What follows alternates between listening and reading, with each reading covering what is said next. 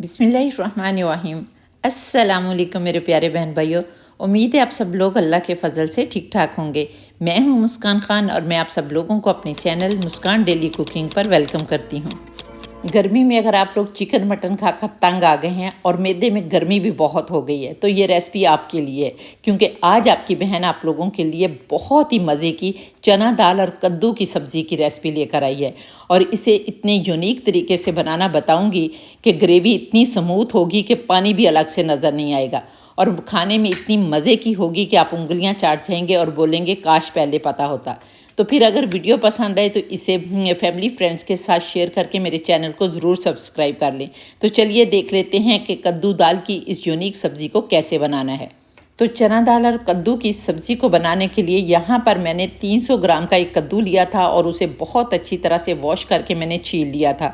और छील कर इसको मैंने यहाँ पर देखें इतने मोटे मोटे टुकड़ों में काट लिया। आप लोगों ने भी इतने मोटे टुकड़ों में काटना है, बहुत बारीक नहीं काटना, अदरवाइज़ वो घुल जाएगा। और इसके साथ ही मैंने 200 ग्राम चना दाल ली थी। इसे अच्छी तरह से 3-4 पानियों से वॉश करके मैंने आधे घंटे के लिए भिगो दिया था। अब ये दोनों चीज़ें तैयार हैं तो चलिए देख लेते हैं कि इसको कैसे बनाना है। तो कद्दू दाल की सब्ज़ी को बनाने के लिए सबसे पहले अब हम एक प्रेशर कुकर लेंगे, क्योंकि हम प्रेशर कुकर में इसको गलाएंगे। तो यहाँ पर हमने इसी पानी के साथ दाल को डाल देना है। ये वाला पानी आपने नहीं निकालना।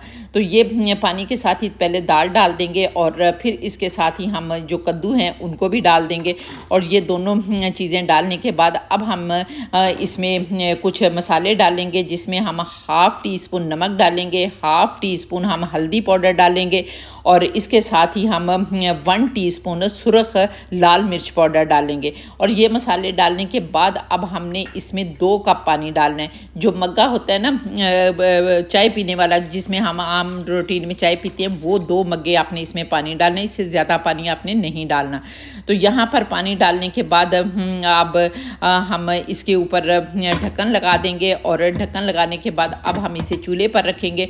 और जब आपने चूल्हे पर रखना है तो आपने पहले 2 मिनट हाई फ्लेम पर इसको पकाना है। और जैसे ही इसका विसल बजनी शुरू हो जाएगी तो आपने आंच जो है वो मीडियम कर देनी है और फिर 5 से 6 मिनट लगेंगे तो इंशाल्लाह ताला हमारी ये सब्ज़ी और दाल जो है ये गल जाएगी। तो जब तक हमारी दाल और कद्दू की सब्ज़ी बन रही है हम उतनी देर में इसके लिए ग्रेवी बना लेते हैं। तो ग्रेवी बनाने के लिए सबसे पहले हम एक कढ़ाई चूल्हे पर रखेंगे और इसके अंदर हम हाफ़ कप मस्टर्ड ऑयल डालेंगे, क्योंकि मस्टर्ड ऑयल जो है वो हमारी सेहत के लिए बहुत फ़ायदेमंद होता है। और जब ऑयल गर्म हो जाएगा तो हम इसके अंदर हाफ़ टी स्पून साबुत सफ़ेद ज़ीरा डालेंगे और इसके साथ ही हम 1/4 टीस्पून कलौंजी और अजवाइन डालेंगे, क्योंकि कद्दू और दाल है तो इससे जब हम अजवाइन डालते हैं तो ये हाजमा करती है, इसलिए ये ज़रूर डालें। और इसके बाद हम एक बड़े साइज़ का चॉप किया हुआ प्याज लेंगे और उसे डालेंगे और इसे कम से कम 5 मिनट तक हम अच्छी तरह से फ्राई करेंगे, क्योंकि यहाँ पर आपने प्याज को बहुत डार्क ब्राउन नहीं करना, बल्कि सॉफ्ट हो जाए और हल्का सा पक जाए, इसका कच्चापन दूर हो जाए तो फिर हम नेक्स्ट कुकिंग करेंगे। तो जब तक मैं प्याज को फ्राई कर रही हूँ आप लोग जल्दी से प्यारा सा कमेंट करके बताएं कि आप लोग किस किस कंट्री से मेरी वीडियो वॉच कर रहे हैं। और माशाल्लाह अल्हम्दुलिल्लाह बहुत खुशी होती है जब आप प्यारे प्यारे कमेंट करते हैं और दिल से दुआ निकलती है कि अल्लाह पाक मेरी सारी यूट्यूब फैमिली की हर मुश्किल जो है वो आसान कर दे। और अब मेरे माशाल्लाह अल्हम्दुलिल्लाह 1 लाख जो है वो सब्सक्राइबर पूरे होने वाले हैं, जिसके लिए मैं आप लोगों की बहुत ज़्यादा शुक्रगुजार हूँ। इतनी ज़्यादा शुक्रगुजार हूँ कि मेरे पास अल्फाज नहीं है। और इसी तरह मेरा साथ देते रहें और मेरे चैनल को ग्रो करने में मेरी मदद करते रहें।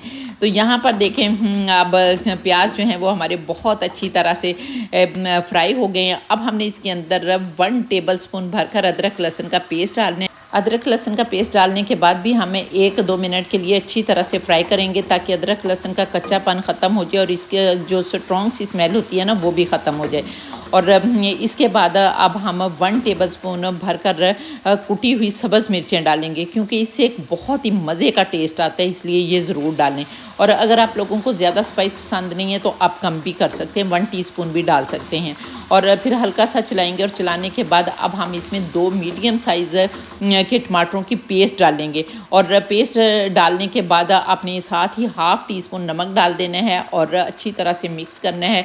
और मिक्स करने के बाद 1-2 मिनट आपने टमाटरों को भी फ्राई करना है, ताकि टमाटरों में जो पानी होता है ना वो भी अच्छी तरह से पक जाए।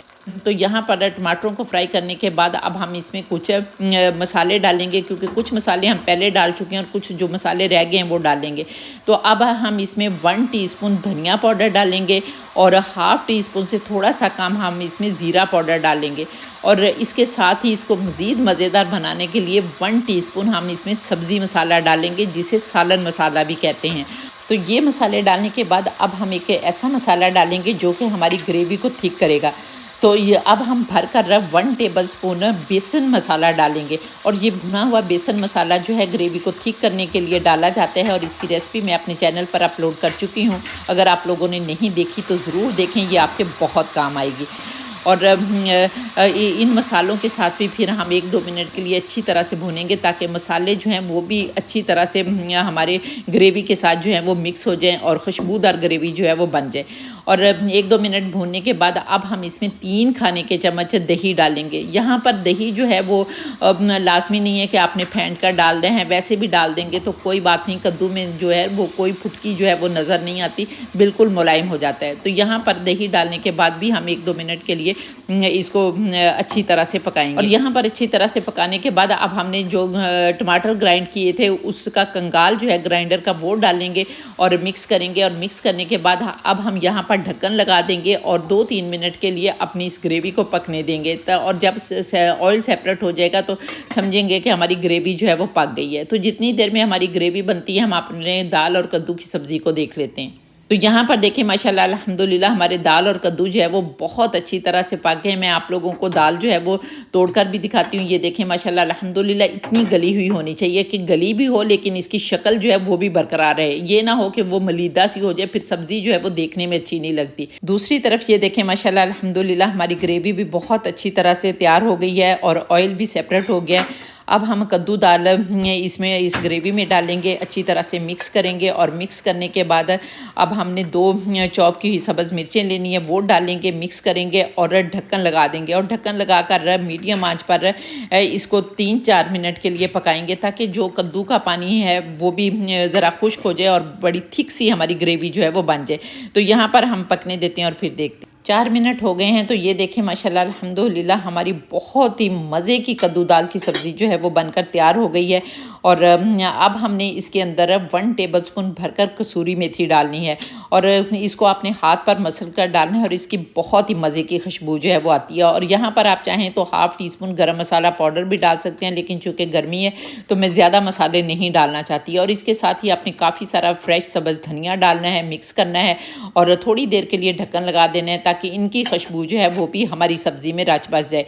और इसके बाद अब यहाँ पर देखें माशाल्लाह अल्हम्दुलिल्लाह हम डिश आउट कर लेते हैं बिस्मिल्लाहिर्रहमानिर्रहीम। तो ये देखें माशाल्लाह अल्हम्दुलिल्लाह अब आप इस सब्ज़ी को पराठे के साथ, चावलों के साथ, रोटी के साथ, जिसके साथ भी खाएंगे इंशाल्लाह ताला आपको बहुत ज़्यादा मज़ा आएगा। और इस तरह की मैंने बहुत सारी रेसिपीज़ अपने चैनल पर कद्दू की अपलोड की हुई हैं। कद्दू का रायता भी किया हुआ है, अगर आप लोगों ने नहीं देखी तो वो ज़रूर देखें, वो बहुत मज़े की हैं। और अगर आप लोगों को मेरी ये रेसिपी पसंद आई है तो फिर जल्दी से मेरे चैनल को सब्सक्राइब कर लें। और अगर आप लोग टिकटॉक पर देख रहे हैं तो फिर इस रेसिपी को रीपोस्ट भी कर दें, ताकि दूसरे फ्रेंड्स भी इससे फ़ायदा उठा सकें। और इंशाल्लाह ताला नेक्स्ट वीडियो में आपसे दोबारा मुलाकात होगी। तब तक के लिए अपना बहुत सारा ख्याल रखें और मुझे भी अपनी दुआ में याद रखें। और इसके साथ ही इजाज़त दें। अल्लाह हाफिज़।